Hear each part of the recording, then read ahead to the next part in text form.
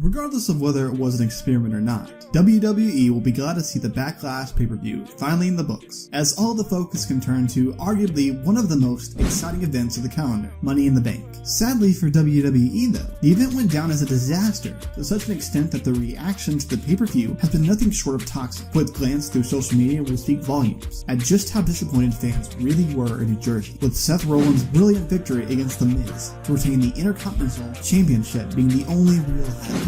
Hey guys, I'm Brett from SmackNPie, and you're watching The Guy Wrestling Show.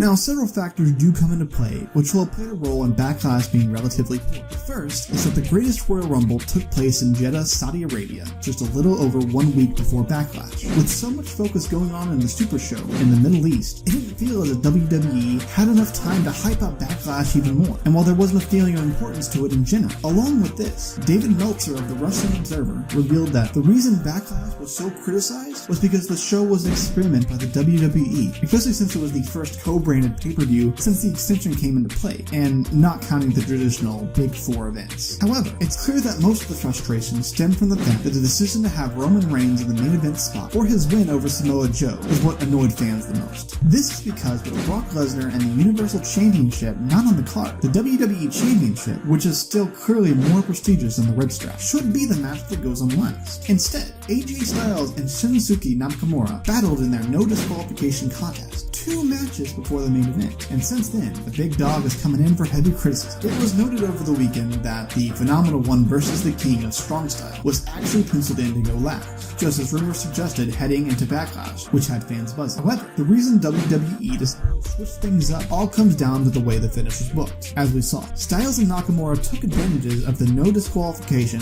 stipulation by hitting a double low, which knocked both men out and unable to answer the referee's 10 count, meaning Styles retained the WWE Championship, as it also meant the feud didn't need to end with no clear winner. WWE didn't want to end the show on that note, so they decided to shuffle the order of the matches around, and in the end, it was decided that Reigns and Joe would go on last. In hindsight, putting any other match on last would have perhaps avoided the negative backlash and could have kept fans in their seats, but it isn't entirely Reigns' fault, as he was told to go on last. We saw how upset fans were at the Greatest Royal Rumble when the WWE Championship match ended in a double countout, so having this sort of finish in the front of the US audience would have resulted in even more criticism. Now, with that being said, I don't know what WWE is planning to do with Reigns. However, what I do know is that they're just destroying so many careers with just this one guy. Alright guys, let me know what your thoughts are in the comments down below, and make sure to like and subscribe for daily videos. My name is Brett, and until next time, peace.